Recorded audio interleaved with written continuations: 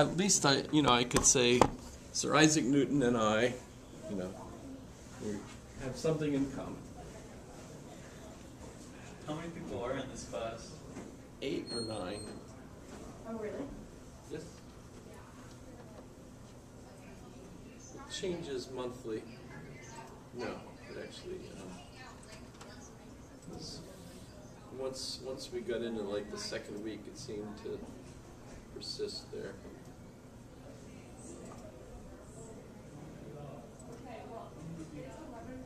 So you're the last? About 8 different people here.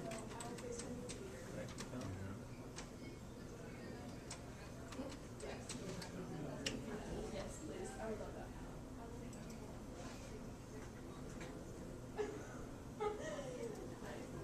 I guess I get a comfy chair today. I'm out.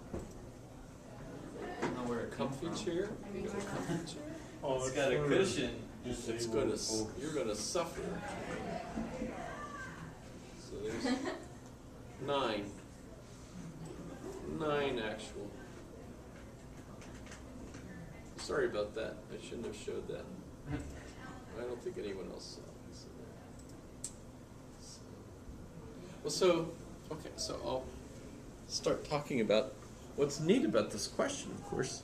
And you definitely realize, thanks for having conversations with your family. And Yeah, I found it. that's pretty cool, because it's a famous question. If a tree falls in the forest, there's no one there to make, and there's lots of puns on it, as you can imagine. If a man says something and there's no one there to hear it, is he still wrong? You've heard all those variants on it, almost as many as Murphy's Law, I guess. But when you think about it, it's a great question, because it zeroes in on the problem of epistemology. How do we know? What can we experience? And Berkeley is not all the way to the conclusion that will occur with David Hume, but he's the predecessor of David Hume in that sense. So David Hume is influenced by Berkeley and just takes that question the next step, because Berkeley's response is God sees everything, because God's aware of everything. And Berkeley certainly is moving into that kind of intellectual space in order to confront what he sees as Locke's materialism and where that's going to take us. And he's absolutely right in thinking that Locke's materialism is going to lead to deists who are going to believe that God set the world in motion and then just stepped out of it, and there's no interaction with God anymore other than learning how God's universe works and then trying to behave accordingly. So the revealed word of God really becomes, science, actually, Einstein and that kind of thing. So I often will say, when people say, do you believe in revelation? Yes, of course. Einstein's right, and that throws them for 2 or 3 loops, because they're like, who's Einstein? And that's not Leviticus, is it? No. It might have been Jewish, but no, he's not in the library that we call the Bible, which is that's just another name for a library. That was like the official library of 323 AD. Well, we've had some new writings since then. And, you ought to take into account new revelation. And I don't mean like the Baha'is, Joseph Smith, No. I mean, Einstein. Sir Isaac Newton, who since has been demonstrated to be only partially correct, etc.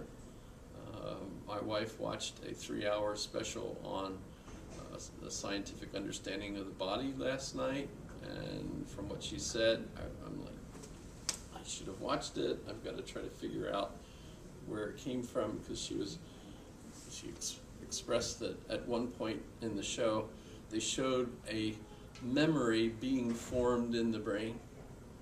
Have you seen that? Like the synapses that happen when Well, that's- memories being formed? Well, she said it's more complex than that.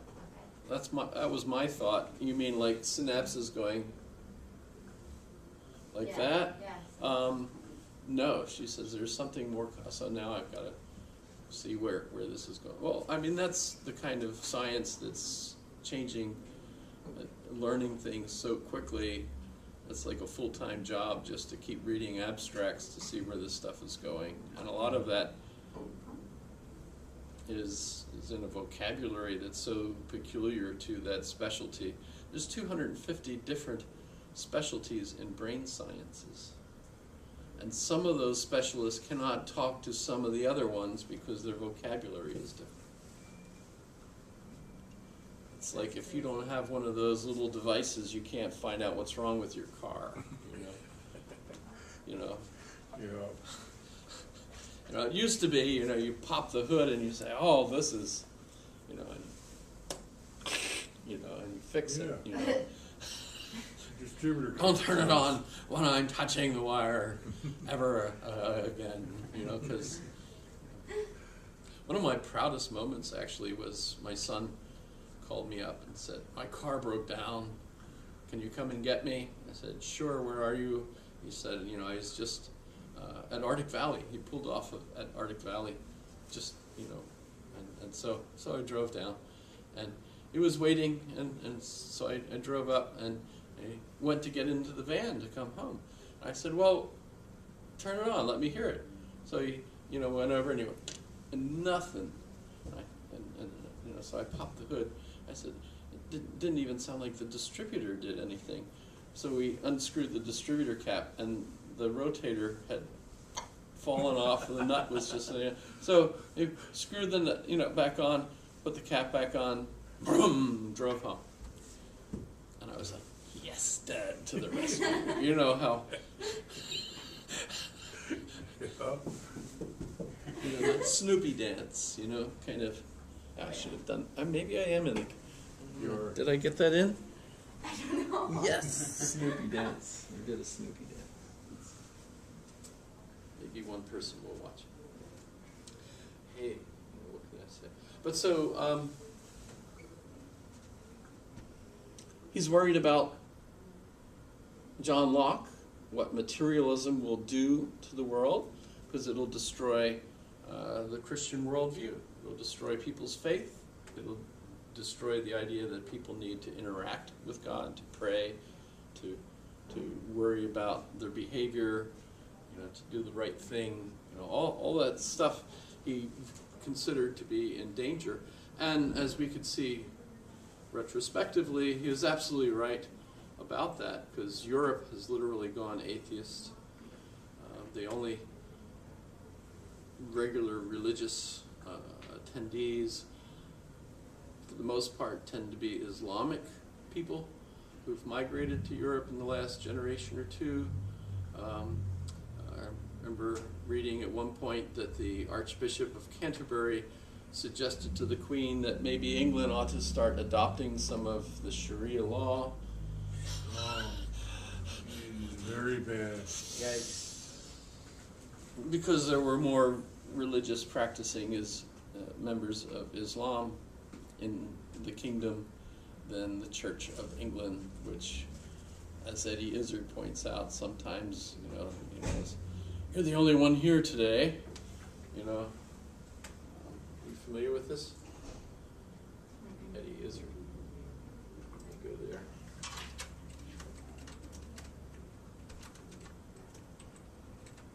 Church of England.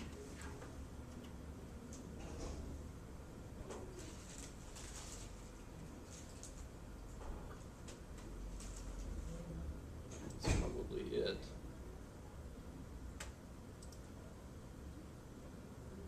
This little thumb drive has an entire operating system on it, meaning it's going to run your whole computer.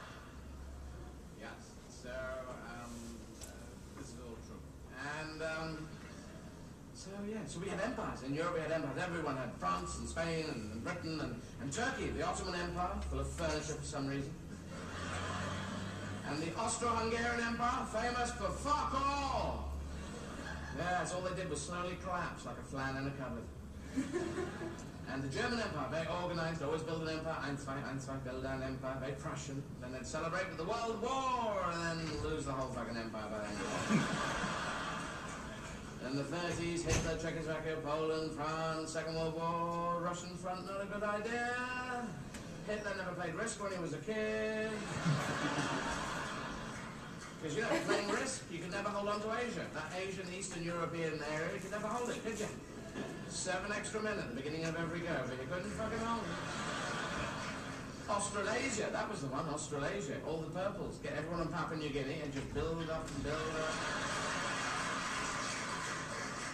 And Hitler ended up in a ditch covered in petrol on fire. So that's fun. I mean, that's funny. Because he was a mass murdering fuckhead. And that was his honeymoon as well. Double trouble. Hey, Ava, let's marry him. Where shall our honeymoon be? Well, in a ditch covered in petrol on fire. I've already arranged it upstairs. Oh, how romantic, Adolf. Yes, I know. Fun. What a bastard. And he was a vegetarian and a painter, so he must have been going, I can't get the fucking trees. Damn, I will kill everyone in the world. And he was a mass murdering fuckhead, as many Doing Berkeley. historians have Yeah, said. I'm trying. And, I've seen it before. I'm trying to remember. But the other mass murderers got away with it. Stalin killed many millions. But he's supposed to be talking about the Episcopal Church here and back in the Anglican killed Church. 1.7 million Cambodians, died under house arrest, age 72. Well done indeed. And the reason we let them get away with it is because they killed their own people. And we're sort of fine with that. Now help yourself, you know. You've been trying to kill you for ages, so you kill your own people. Well, no. Seems to be. Hitler killed people next door. Oh, stupid man. After a couple of years, we won't stand for that, will we? Pol Pot killed 1.7 million people. We can't even deal with that. I think, you know, we think if somebody kills someone, that's murder, you go to prison. You kill 10 people, you go to Texas, they hit This you is with a funny, rope, but that's not the part that I wanted. So. Wait, look on, get up in the morning, death, death, death, death, death, death, death, love. And the house arrest. Just don't go in that fucking house, you know? Have you got any videos? You know, you just sit there. It comes out of it. It happened. So, yeah. So there was a lot of that, and we built up empires. We stole countries. That's what you do. That's how you build an empire. We stole countries with the cunning use of flags. Do you have a flag? It's our country, you bastard. No, you can't say, you must have tea and cake with a vicar or you die. You can't have extreme points of view. You know, the Spanish Inquisition wouldn't have worked with the Church of England. Talk, will you talk? But it hurts. Well, loosen it up a bit, will you?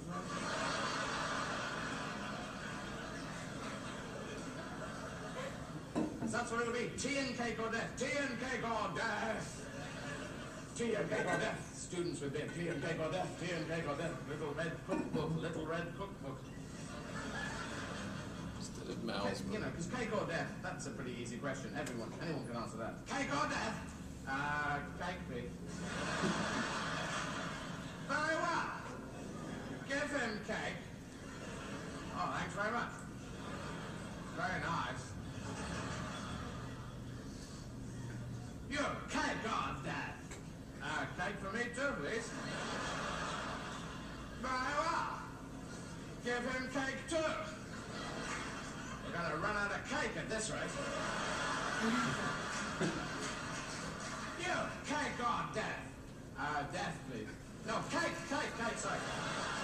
You said death first? Death first. No, I meant cake. Oh, all right. You're lucky I'm Church of England. Cake or death? Cake, please. Well, we're out of cake. We only had 3 bits and we didn't expect such a rush. So what do you want? Well, so my choice is or death? Well, I'll have the chicken then, please. Taste of human, sir. Would you like a white wine? There we go. Earlier, previous year. Thank you for flying Church of England, cake or death. It's I asked for not. the vegetarian. Ah, yes, the vegetarian. Yes, there we go, Mr. Hitler. There we go.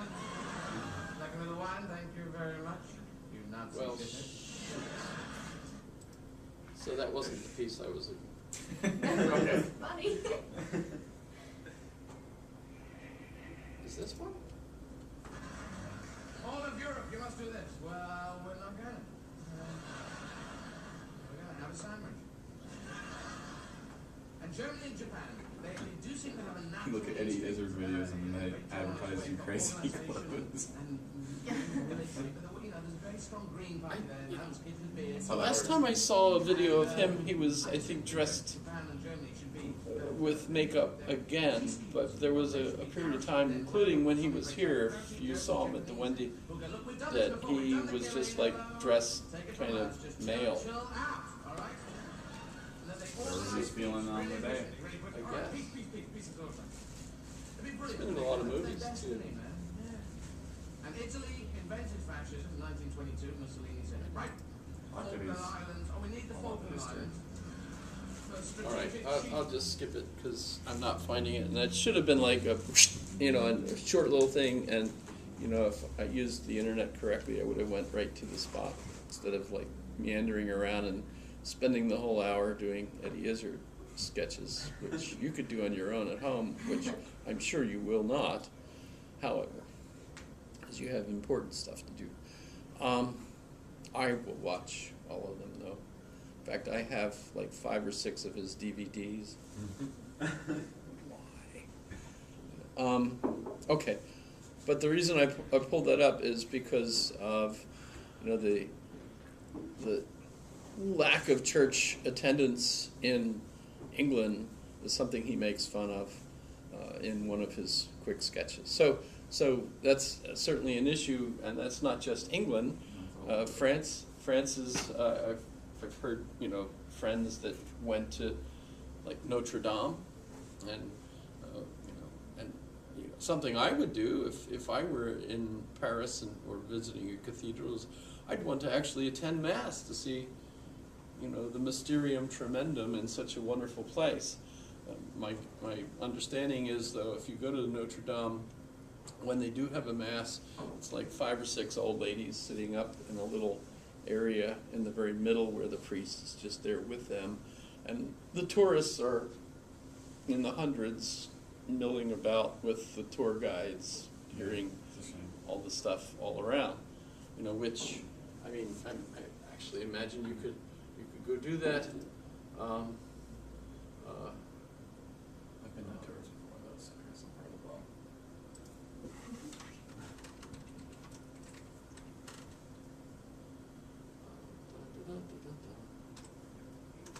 I would.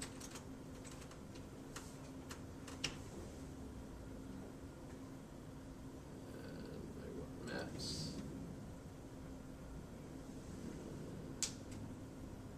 Satellite. Go down. Sure, if I go down.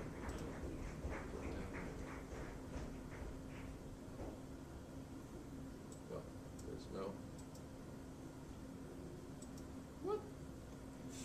You mean I If you went. press the little person in the bottom right Drop 'em. corner, Is that? But sometimes it doesn't like. Ah, well that's. Now I'm outside. Shoot.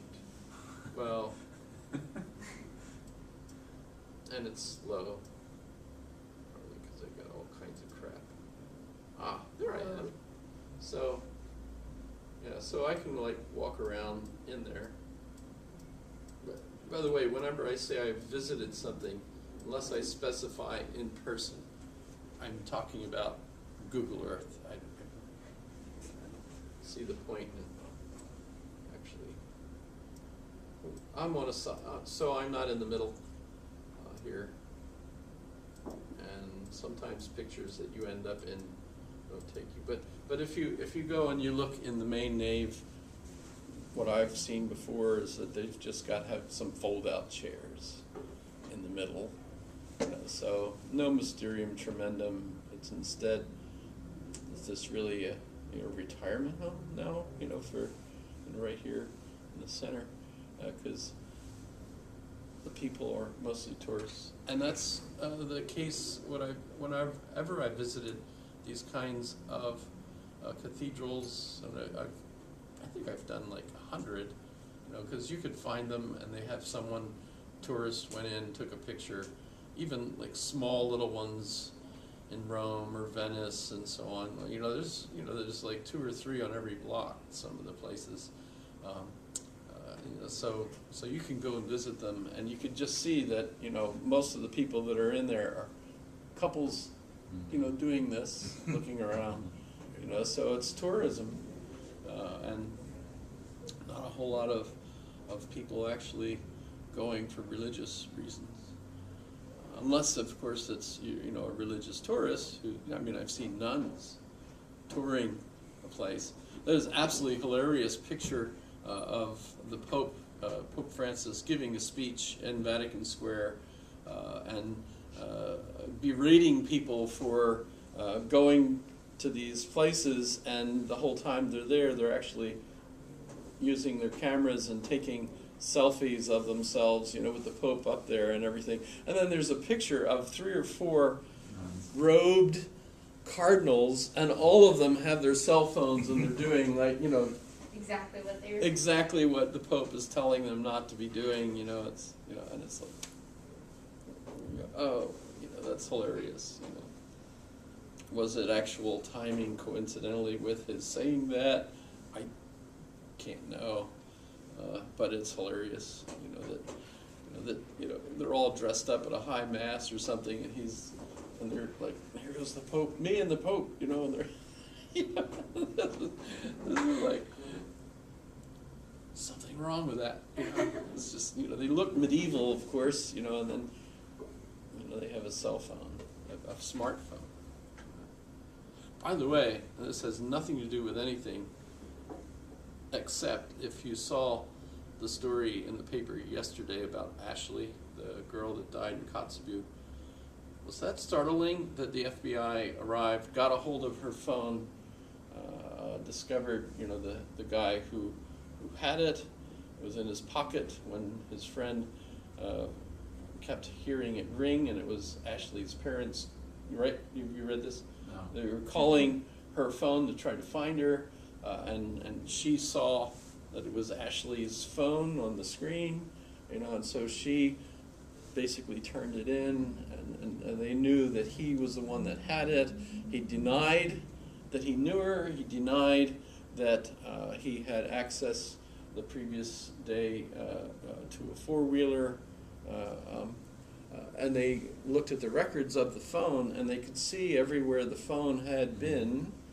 Because there were calls being made through it. So they actually saw the phone driving out on a four-wheeler to the spot where then they found her body, which they would have never found had it not been for the phones pinpointing the exact location. And that can only happen if there's a call made from it or to it, I right? don't know that there were calls being made to it at that time. Oh. They can actually track the signal. Can they without? Yeah, calls? without, Without yeah. Especially it's an iPhone.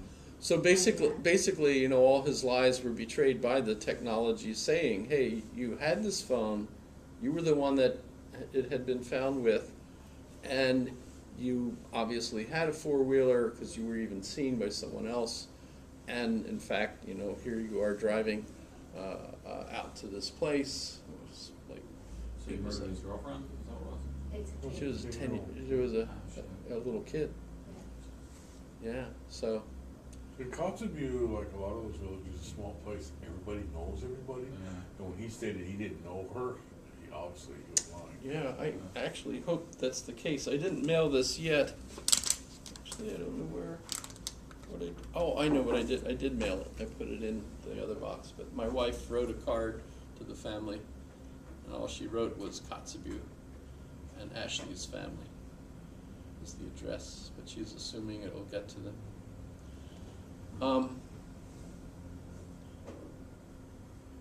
So that had nothing to do with anything. I didn't get to it by tying it into anything, but it's kind of scary. Interesting. Maybe not scary. I'm not, I imagine the FBI, if they need to, they can follow everywhere I'm at. By either both of these devices, they could even know how far they are. Why would you not have your phone with you? And my car knows where I am too. It's creepy. And my Like phone it. knows where my car is. Pardon? And like, your car knows where you're at, and then my phone knows where my car is. And they connect actually, probably when you're in it. Want to hear this? I was complaining to myself that I didn't know how to cut up this papaya. I've cut papaya before. Literally just said it out loud to myself. This was like 3 days ago. I got an email yesterday telling me how to cut up a papaya. True story. That's creepy and weird, and I hate it. Yeah. Wow. That's a little scary. Cause it's listening to everything you say. Like, it's not the first time something weird like that's happened. That happens all the time. It's absolutely listening to you. Yeah. And they sell all that shit, and Yeah. So, See if Barkley, they're looking out for you. let me, I don't want to well, that one was, They're looking it out did for help. you. That one. Now I know how to cut a papaya. But So who's Barkley? We can get there.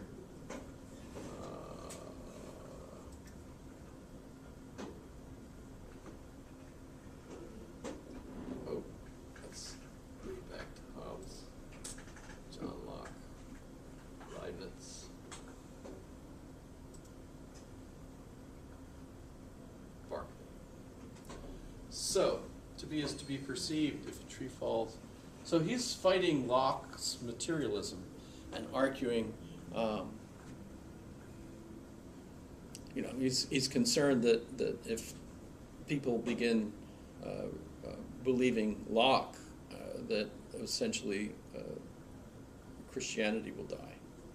And as I was arguing, that's over a long time. Actually, it seems to be correct. It's kind of the advent of secularism, right? But his argument is actually, I think, a winning argument, although a lot of people think he's a nut. In fact, one of the most famous was Samuel Johnson, who kicked a rock and said, "I disprove Berkeley thus," and kicked a rock. so bad. I was like, wait, you gotta explain that. Disprove Berkeley thus.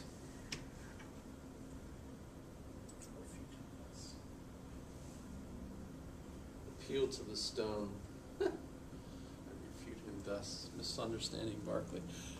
Actually, some people think he understood him correctly, so this is actually an argument, because if you think that what Berkeley was saying, that nothing really exists, everything is in the mind of God, and he does say that, everything is in the mind of God, but the question is, what does that mean? What is he actually saying? And his argument, which we have in the text, which hopefully is an argument, dialogue between helos, which is matter, and philonous, which is love of mind, reason, right? And philonous wins. And the reason he wins is because he demonstrates that Helos's theory, which is Locke, right, is contradictory, self-contradictory. The reason it's self-contradictory is, remember, Locke says we can't actually see, hear, taste, touch anything that's out there. So all of the characteristics of objects that are the primary qualities of those those, not the secondary qualities, which are the way it interacts with our senses, right? How it appears to us, right? So those are the appearances, and all those appearances are our mind perceiving it. And our mind cannot be matter because our mind is spirit, right? So if that's the case, then our mind, Descartes, the split between the idea of a material body and a spiritual mind, that you actually can't have an interaction because there's nothing in common between them. And today we would actually agree with that because we realize that our perceptions of everything, our mind is energy in an arrangement, which is why I would have loved to have seen that show, to see what the most current view of how the mind forms memories, etc. Because my understanding is, of course, that, and the one I think is the winning argument is that it's quantum, and all these memories then are in the quantum mechanical level of the mind. There will certainly be macro interactions going on too, say between the neurons and so on. But even those are built on the quantum world, right? There's no actual physical stuff, according to our contemporary physics, from what I understand, right? So when you get right down to it, everything is energy in an arrangement. And as I think I mentioned, the vocabulary change from this period where they're talking about matter and spirit becomes mass and energy. So energy is the spirit side of things, and today we realize that energy is everything. What happens is energy at a certain arrangement creates the impression that it's matter to us and our reactions with it. But if you zoom down, with your telescope or microscope, not telescope, you end up discovering that everything is made out of quantum particles, and the quantum particles break down into quarks, and the quarks are energy in an arrangement. And it's not like there's anything that's arranged; it's the spins, right? So basically, everything in Berkeley's language today, the physicists would agree, is spirit, not matter. Matter doesn't actually exist. Locke was wrong. Just the common sense view. Remember, Locke, I think of as kind of the common sense view. We all have our perspectives, but we can't actually all see the actual. What would that mean? We can't really describe it, right? Because you can't get outside of a bias, some sort of human bias, in order to see, because anything you describe is described through a particular human bias, cultural bias, perspective bias. Goal, what's your goal? What are you trying to find out? What's wrong with the car? Those kinds of things. So Berkeley's actually right today. He's not a nut. That's totally wrong. He's way ahead of his time. And of course, that's what makes him look like a nut to people that have no clue what the heck he's talking about. There are still people that think he was a nut and that his point of view is a nut. And officially, if you take the graduate record exam in philosophy, and yes, he is a nut. Make sure you get the right answer, or you don't get your degree or whatever it is you're taking the test for. So on the one hand, know what the required answer is. On the other hand, know that that's really dumb. Because people don't know what they're talking about. And remember too that he's in league with Leibniz, that they're writing to one another, and they're both on the same. That's the real clue. Leibniz today is understood because his writings on physics are much more in depth. By the way, he stole a lot of that stuff from Anne Conway. Pardon? You said Leibniz stole a lot of that stuff? Leibniz, yeah. If you look up in Lady Conway, I don't remember if there's an E on her. There she is. Anne Conway. She writes to She was a philosopher as well? yes, although of course she's a woman, Seems nice. which means no one paid any attention to her except for Leibniz Apparently, and yeah. some others, right? Why don't we study her? But the concept of the monad was in her letters first. So that's pretty interesting. She died of migraines, as far as I understand it. Died of That's what migraines. you get for thinking too hard. Yeah.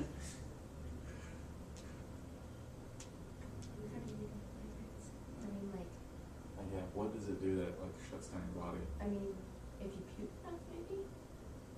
Migraines can be puke. Death by vomit, But no one gives credit in this time period. Remember, they're even Newton and Leibniz are like trying to get, all the glory, basically, without anyone knowing it at the same time, which is like, well, how do you do that, Leibniz was more forthcoming, mostly because of the letters, the text that he was sending out. She was published, though? According to this, yes, she did have the one book published, although... She was anonymous. Who read it? That's what I'm saying. Her system anticipates the philosophy of Gottfried Leibniz, who owned a copy of her treatise. But as I understand it, he also wrote to her, probably asked her for it, or whatever. Just thought I'd throw that in there. There's, our history includes lots of occasions where women seem to have been very significant, and yet because of the lack of allowing women to, play a significant role, they've kind of been ignored. So Johnson interprets. I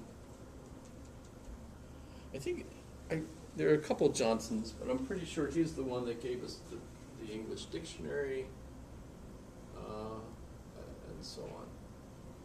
He was the one that also, I believe, made Shakespeare famous.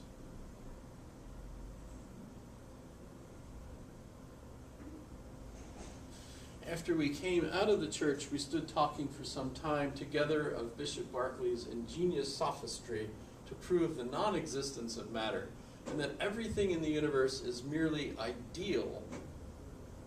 I observed that though we are satisfied his doctrine is not true, it is impossible to refute it.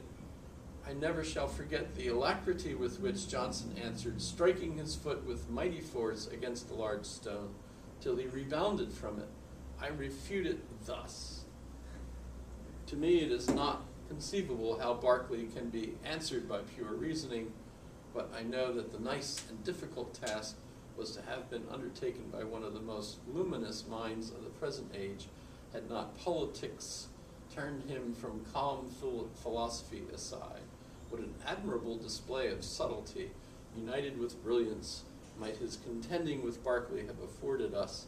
How must we, when we reflect on the loss of such an intellectual feast, regret that he should be characterized as the man who, born for the universe, narrowed his mind and to party gave up what he was meant for mankind. That's James Boswell's life of Samuel Johnson. So that's interesting. So this is just cool. Remember, officially, and I even asked a British colleague, philosopher, although his PhD was from University of Tennessee, but I mean, not that there's anything wrong with that. It's just he was British, but he came to the U.S. to get his PhD at the University of Tennessee. But I asked him about this issue with Berkeley, and he says, no, he's an idealist. And for the idealist, it's like all in the mind of God. But what is the mind of God? And to me, the mind of God is the universe in energy, which it is. But that's because I'm reading into Leibniz and Berkeley. The mind of God is a monad, etc. Right? And remember, Berkeley also influenced Leibniz's calculus. So they wrote multiple letters to one another, back and forth. Also, Berkeley, he was into vision, by the way. It's amazing to me. Remember, Sir Isaac Newton is playing with crystals and light, the light breaks out into various colors. Can you put them back, etc. Lots of interest in vision. Spinoza's a lens grinder. By the way, that's what killed him. Yes, did I mention that? very young, he died of lung problems, and everyone agrees he was grinding all these lenses and inhaling the glass, the ground glass. Not good for your lungs. But he was making lenses, so there's this kind of scientific interest in light, and lenses will give you insights into how light works. And Berkeley's famous for giving us the explanation for why we can see in depth, that because we have two eyes, we can tell how far away something is. So that stereoscopic vision ability is our depth ability, unless your wife only has one working eye, in which case she crashes into everything if you let her have the keys. So that's just true, That's why you won't see my wife driving, even though she has her own car. The only time it leaves the driveway is when I drive her someplace in it.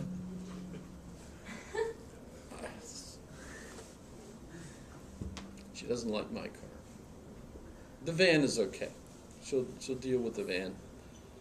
And she's still mad at me for not taking the Winnebago out for 2 years now.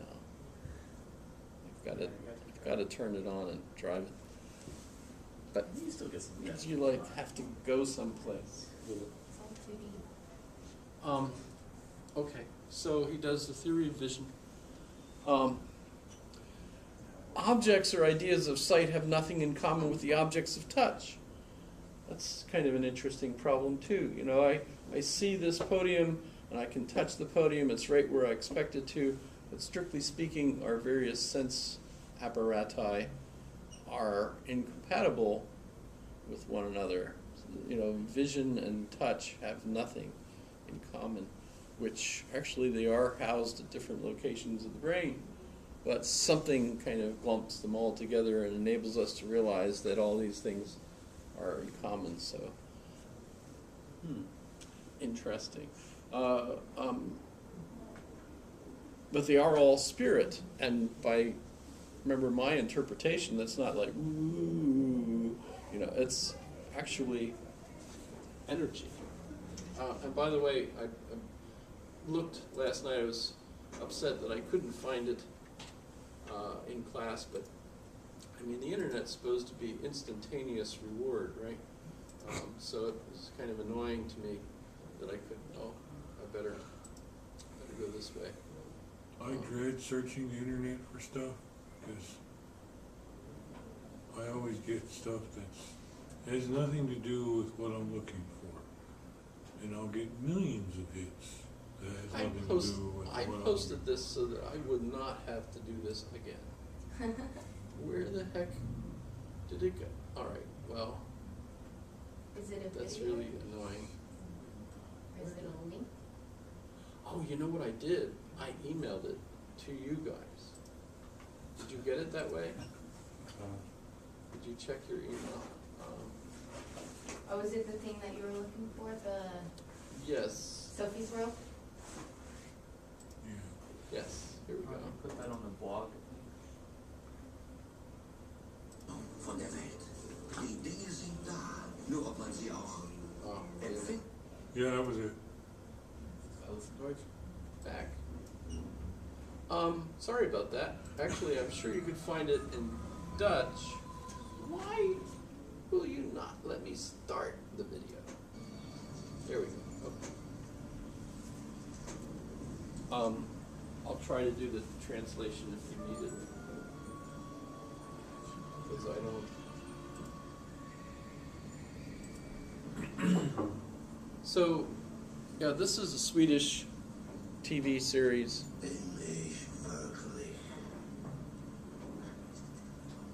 Berkeley. Well, Miss Amazon. her name is Sophie Anson. Darf ich es dir erklären? Do I need to explain? Yes. Hör mir mal zu, mein Kind. Me and my kid. Ist der Tisch. Is this a real table? Was wirst du fühlen, What you feel wenn du draufschlägst? Irgendwas and what you dare to think. Hartes.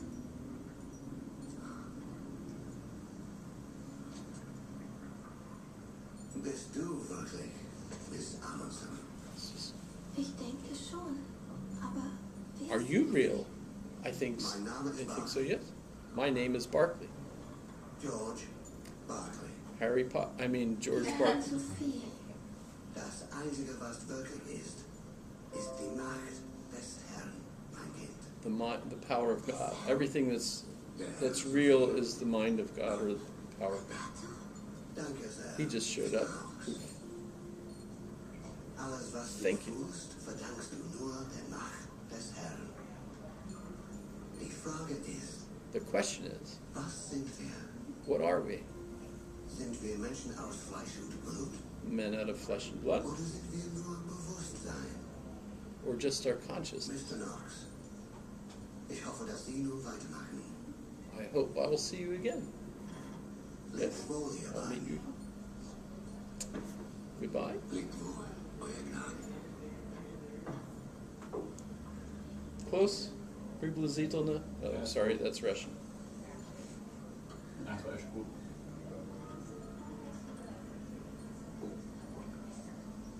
George Berkeley,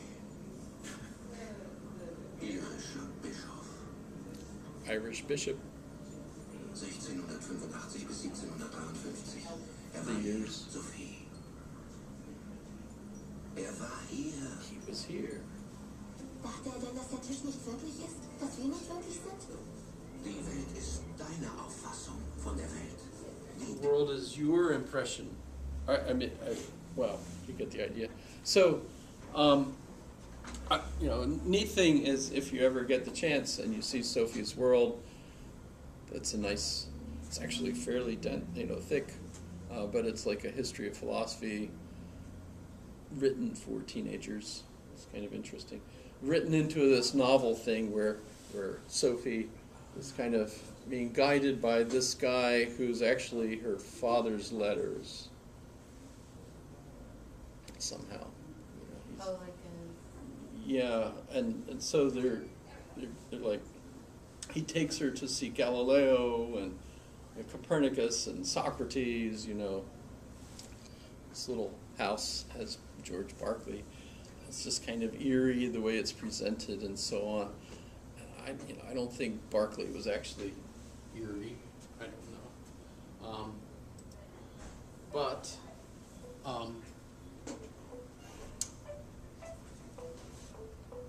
So the phrase is "Esse is percipi," which you can find. G.E. Moore, by the way, famously refutes Berkeley, if you're interested. But I'm convinced that he's misunderstanding. He's part of the problem, really, in understanding Berkeley, as I do. Right? So it's all in the mind of God. Barclay also points out, ahead of David Hume, who will really take this also to the final end, and that is you have no idea of your own soul because you are the subject always of your experience, so you're never actually able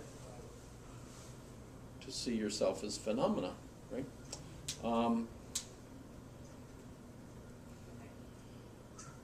Okay. So everything is really energy or spirit. So you could see that problem, the way people read it. He was a nut that was saying that everything is spirit. But if you say he's way ahead of physics, he's actually part of what leads physics to our contemporary point of view. So he's not a nut. But then I'd like to also point out a relationship with Jonathan Edwards, and how did that come about? And that's because Berkeley comes up with the idea of starting a university in the New World, and goes to the king and does the sale pitch, uses a PowerPoint, and the king is really impressed with the PowerPoint because he has never seen Microsoft before, and agrees, okay, you go there and you found this university. And Berkeley wants to do this in Bermuda.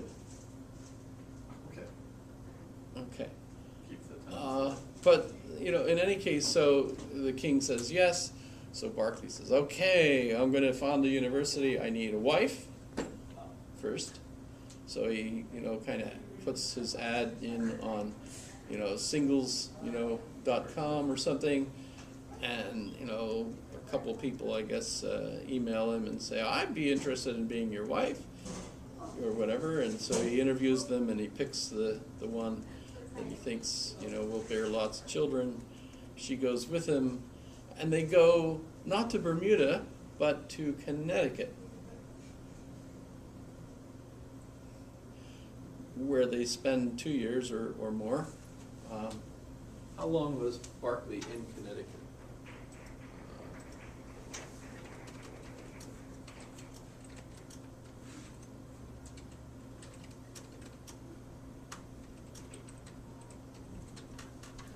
With the colonies to make sure. What? Well, that was not. What? How did that happen?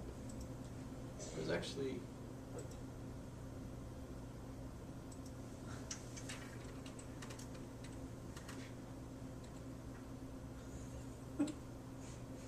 Okay, that's, you know, fun. How long was Berkeley in the colony? I don't want that Berkeley. I want George Berkeley.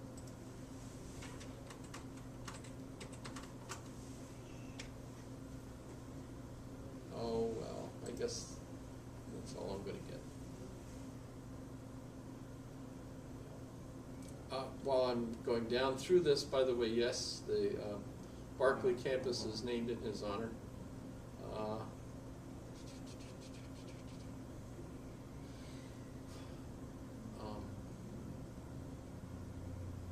Isn't that the school where all the trouble is?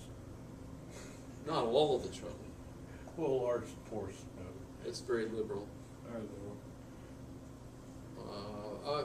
This is odd.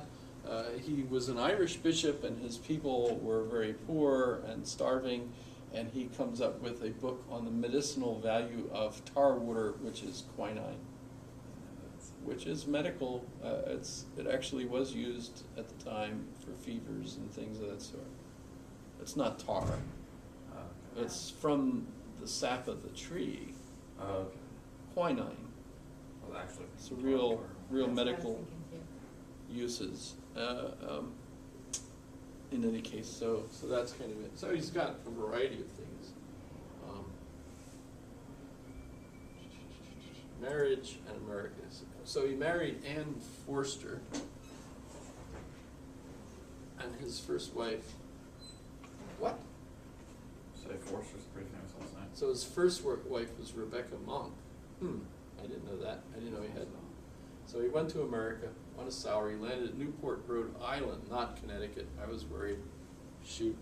So that's Rhode Island, where he bought a plantation in Middletown, the famous Whitehall. It's been claimed that he introduced Palladianism into America. What the heck is that? I have no idea. Oh, the architecture. How about that? Who'd have thought that? Where'd it go? Okay. So he lived at the plantation while he waited for funds for his college to arrive. And by the way, he gave lectures. He and Anne had 4 children who survived infancy, etc. Sounds like it worked out for him.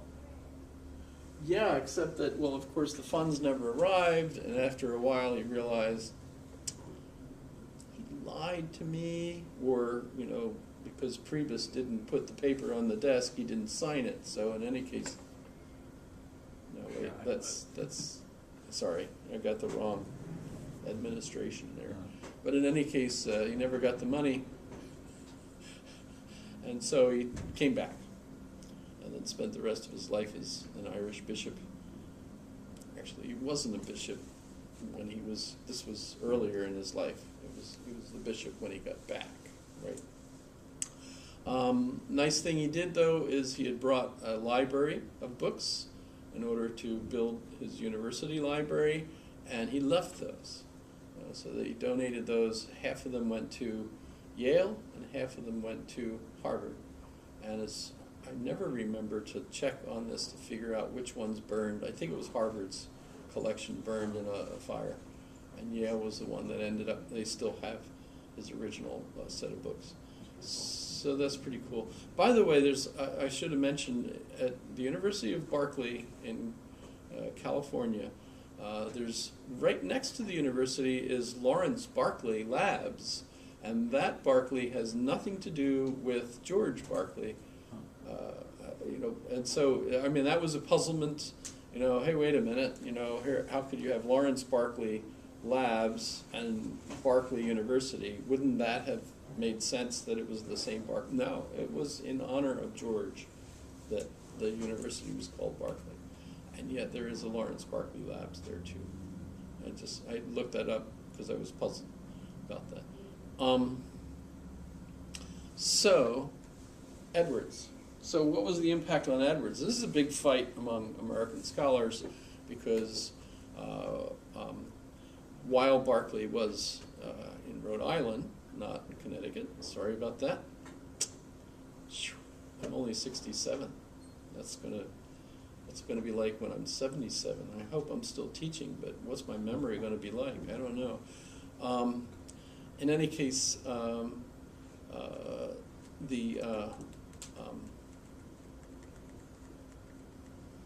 the lectures he gave, he preached at churches while he was in the colonies.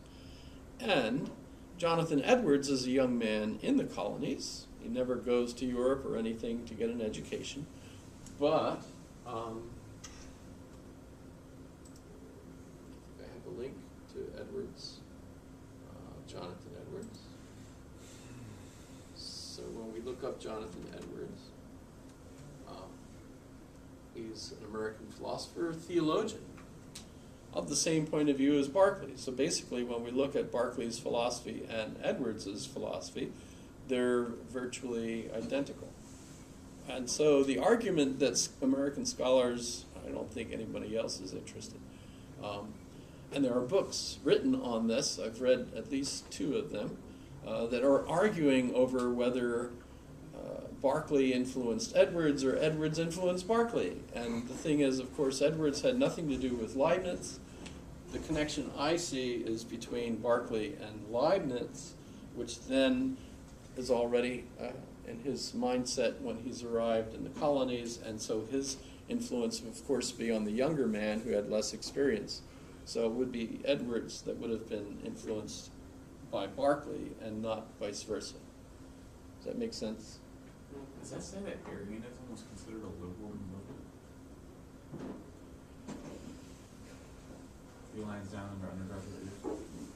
Sorry, I screwed up the screen for you by still. Sorry. Arminianism. Is that? Oh wait. No, it's I see. Socinianism, Arianism, and Anglican Arminianism. So deism. So these are all what? Movements that challenged it.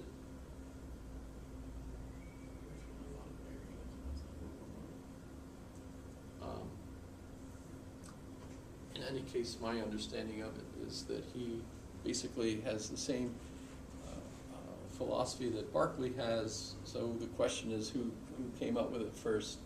It seemed pretty obvious to me that Berkeley shared that with Edwards.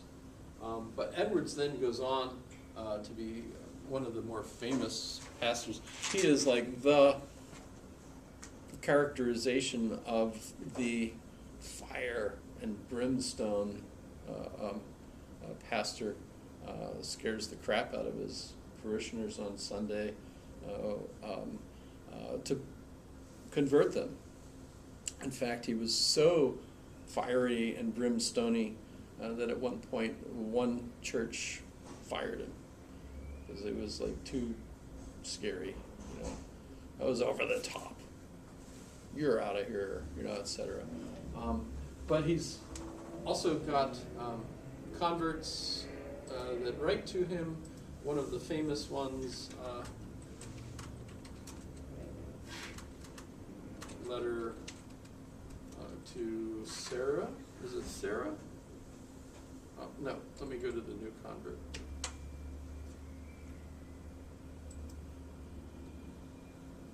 So, the young girl is converted by his sermon, but then gets home and the excitement kind of wanes after a day or two. So she writes back to him and says, "Okay, well, so I'm converted now and I'm ecstatic. Now what? What do I do next?" It's kind of an interesting, you see all these revivals and so on where everybody gets their hands, et cetera, and I'm saved, et cetera, and then they go home and it's like, huh? What happened next, And so this is a famous letter that gives advice to the new saved person, how to maintain the savedness now that you are, in the fold, etc. So that's kind of interesting. But you think, how does this actually fit with Berkeley's? Well, the philosophy, of course, is that everything's in the mind of God. That fits well, actually, with Christianity. After all, Berkeley's goal was to keep people's faith in God, recognizing that everything that's going on is essentially a constant connection to the mind of God. And so, of course, God can change his mind. Why would he do that? But, I mean, that was one of the worries, is that if you're thinking that the universe is like a clock and everything is just ticking along, there's no point in prayer, no point in this mutual dialogue with God in order for us to be saved, helped, etc. And so for Berkeley and for Edwards, the prayer and the inner relationship that we have with God is a constant support to what's going on here and now. And that ties in beautifully with the idea that everything is energy, the mind of God, etc. So that's kind of intriguing. So, and this is evangelism. This is early American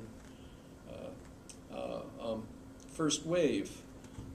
Right? You're familiar with the waves of the burned over district, for example.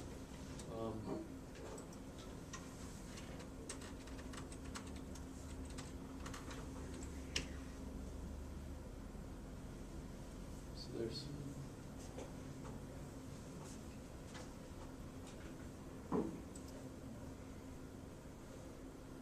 it's interesting that one of these, the second one, I think, was occurring while Thomas Jefferson was using his telescope at Monticello to look at things and thinking how in the United States we would be able to have a great democracy because an educational system would teach people to be Unitarians and not believe in God as the tradition.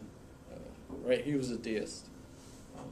Remember, he rewrote the Bible, Thomas Jefferson, which is kind of interesting. But so there was, I think, at least 3, which is why it's burned over. Everybody's saved more than once. Various individuals. One of them, by the way, the one I suppose the most famous was William Miller, who gives us the Millerite religions.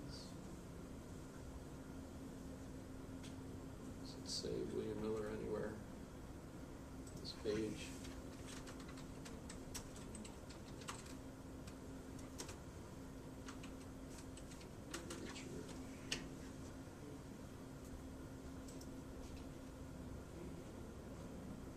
Notice this is much later. So by bringing up the burned over,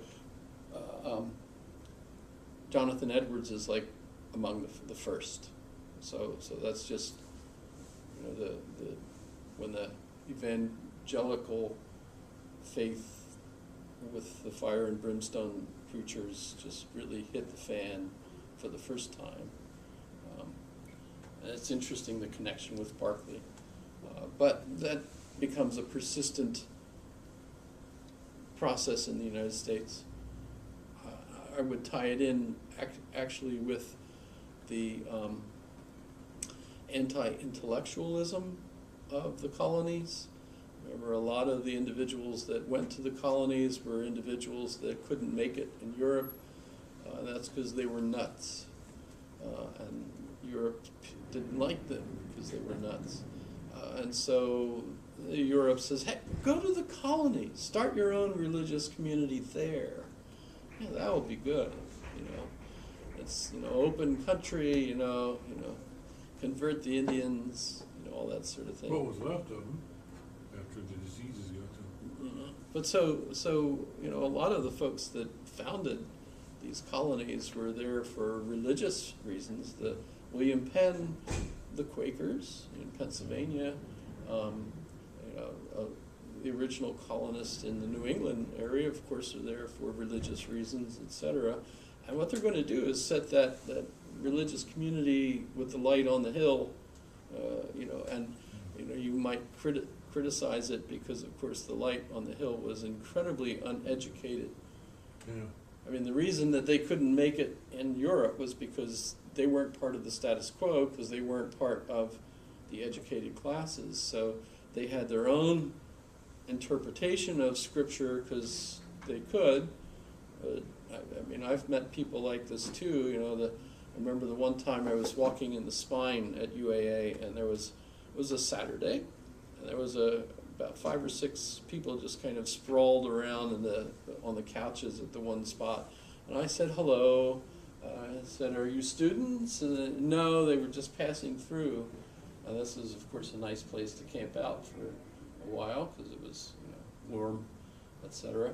And I said, oh, so you've just moved here? And he says, yes. So what are you doing? Well, we're going to start a church. Okay. Where did you go to seminary? And I didn't go to seminary. I just read the Bible. I was like, okay, good. See you later. Because it means he's interpreting the Bible from his own point of view, which means he doesn't understand that reading is something that you have to be trained to do, and that you have to learn the correct interpretations according to the tradition, because that's what reading is, right? You don't read Mary, Mary, quite contrary, and you don't read it, Georgie, Georgie had a contrary.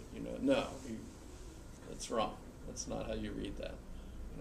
So you've got a lot of people that interpret the Scripture and feel like what it means to them, that is what God meant, right? You don't realize that even Aquinas can explain that that's not how the Bible works. However, so here we have William Miller as a preacher basically reading the Bible as he interprets it. And the most famous thing is he figured out when the second coming would be, because he did his math and he figured it out. And he had thousands of people waiting in the field because he not only figured out when it would be, but where it would be, which was like New York, somewhere in a field. That's where Jesus was going to come. And guess what? No, he didn't come. And so instead of shooting him because he was an idiot, wasted their afternoon, they sat down and tried to recalculate. Where did he make a mistake? But what's fun from this is you end up with the Advent Christians, the Seventh-day Adventists, other Adventist movements. So the Jehovah's Witnesses, Seventh-day Adventists, Latter-day Saints. The Mormons are part of that, are they not? Yes. Joseph Smith's father took him to one of William Miller's out on the lawn preaching occasion, more than once, I believe.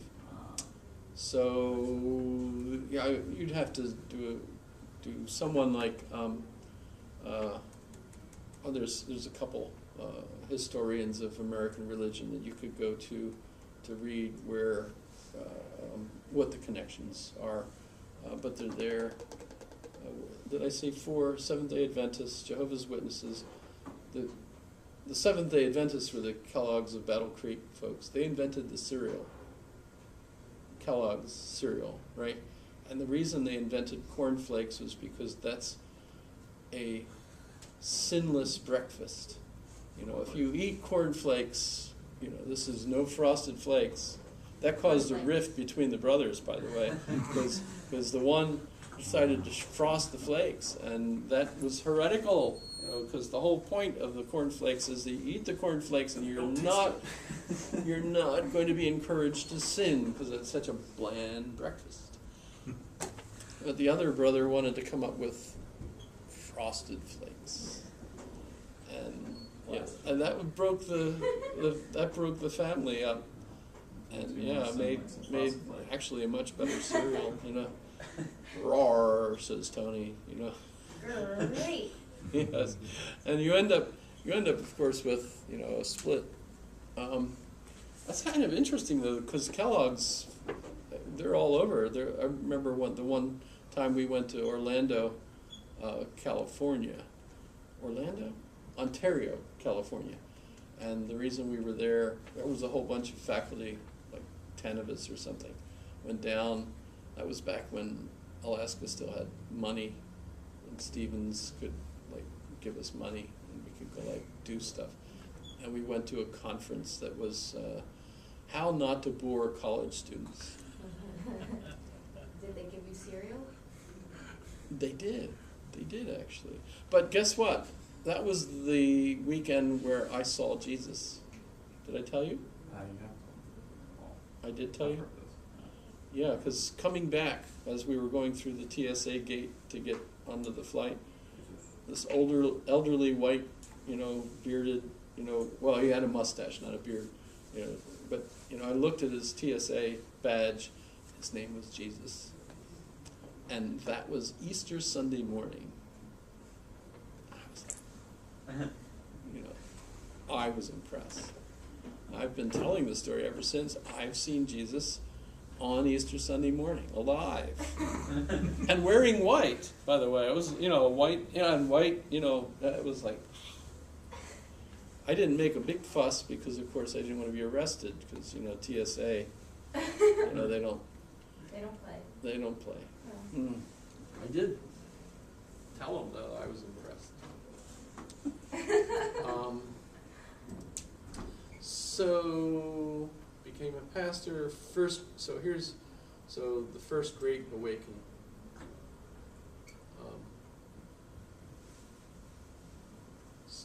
So it's homegrown American philosopher.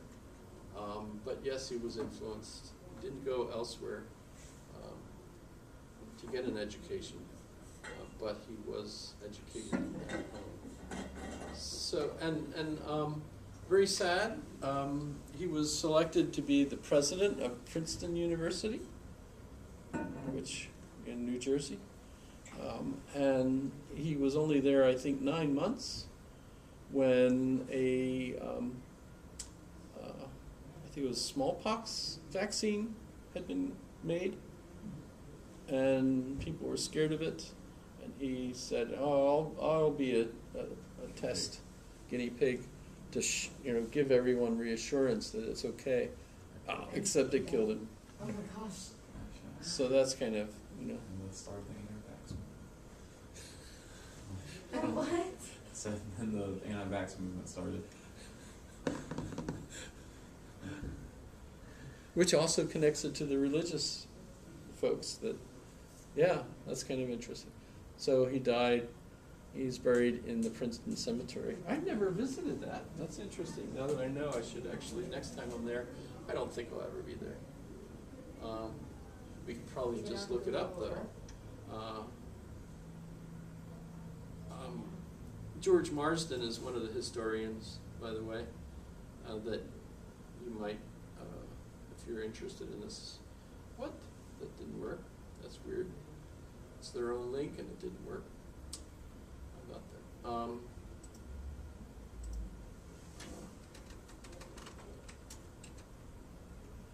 What are we looking at for a quiz question? Yeah, I've got to come up with it. So there's his grave, I guess. Lots of interesting things. Who's the most religious scientist you know? Is that the quiz question? Yeah. How's that? That I know of. The most religious scientist. He's a Dead good or scientist. He's a good Dead scientist. or alive? Pardon? Dead or alive? Well, Hawking, I don't think we could say that Hawking was religious, if that's the one you mean, because he just I died. know, like, wasn't Einstein Jewish? He was I don't Jewish think he was- genetically, but there's all sorts of interesting arguments over whether or not he believed in God. He did, but his conception of God was very similar to what Gödel, his friend Gödel, would argue, and that wouldn't be the traditional God by any chance. Well, I'm thinking Richard Dawkins, is kind of, anti-religious, and he's religiously so. Sure. He's one of the most religious. He's one of the most religious scientists I know. And Religiously unreligious? yes. Hope this was fun.